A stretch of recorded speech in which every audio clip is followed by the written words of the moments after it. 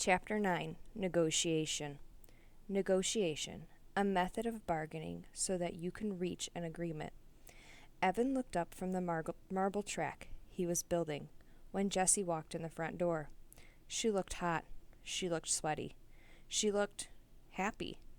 Really happy. Like she'd just gotten an A+, or like she'd just won a war. "What are you smiling for?" asked Evan, holding a marble at the top of the track. "No reason." Jessie put her hands on her hips and stared at Evan. She looked like one of those goofy yellow smiley faces, all mouth. "Well, quit looking at me, would you? It's creepifying. You look like you're going to explode or something." Evan dropped the marble into the funnel. It raced through the track, picking up speed around the curves. It passed the flywheel, sending the flag spinning, then fell into the final drop. When it reached the end of the track, it went sailing through the air like a beautiful silver bird, and fell short. The marble landed on the ground, instead of in the bullseye cup. Evan muttered under his breath and adjusted the position of the cup. "Raise the end of the track," said Jessie. "You'll get more loft." Evan looked at her angrily. The marble had fallen into the cup the last 10 times he'd done it. Why did it have to fall short the one time she was watching? "Don't tell me what to do," he said. Why was she smiling like that? "I didn't tell you what to do," she said. "I made a suggestion. Take it or leave it." She turned to walk up the stairs. "Grumpminster Fink," she tossed over her shoulder. Evan threw a marble at her disappearing back, but missed by a mile. Well, he hadn't really been aiming anyway. He just wanted that feeling of throwing something.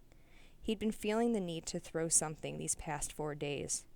Grumpminster Fink, that was the name of a character he'd made up when he was 6 and Jessie was 5.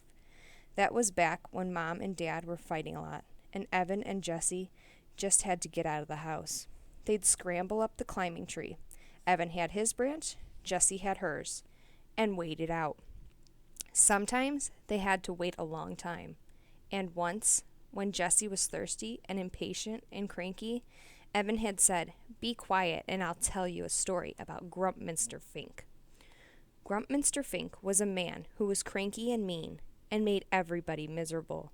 But deep down, he wanted people to love him. It's just that every time he tried to do something nice, it turned out all wrong. Evan had made up a lot of stories about Mr. Fink in that tree, but after Dad left, there just weren't any more stories to tell. No one in the whole world, besides Jessie and Evan, knew about Grumpminster Fink, and Evan hadn't thought about him in years. "Hey!" he said sharply.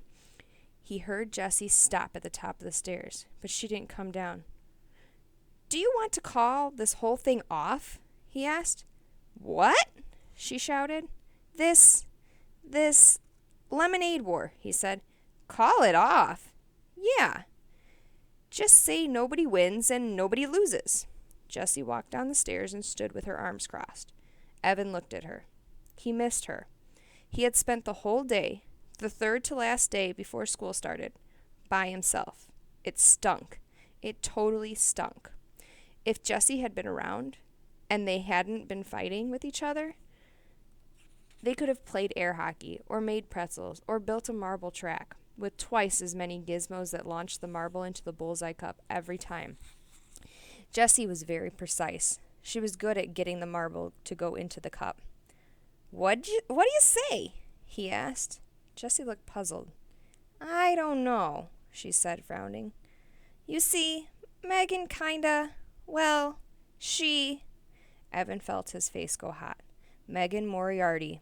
Every time he thought of her, his throat got all squeezed and scratchy. It was like the allergic reaction he had if he accidentally ate shrimp. "You told Megan Moriarty about everything?" he asked, feeling itchy all over. "No. Well, what everything?" asked Jessie. Evan thought she looked like a fish caught in a net. "You did!" And suddenly, Evan knew exactly why Jessie had been smiling when she walked in the door, and why she didn't want to call off the war.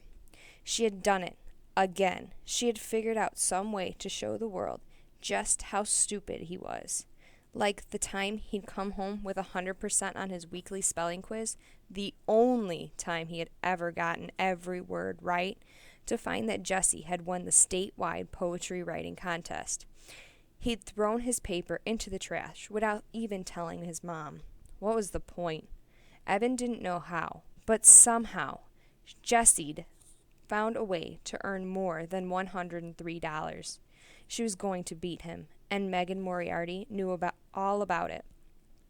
And she would tell everyone else. All the girls would know. Paul would know, and Ryan, and Adam, and Jack. Scott Spencer would know. Can you believe it? He lost to his little sister, the one who's going to be in our class? What a loser. You know what? He said, pushing past her. Forget it. Just forget I said anything. The war is on. O-N.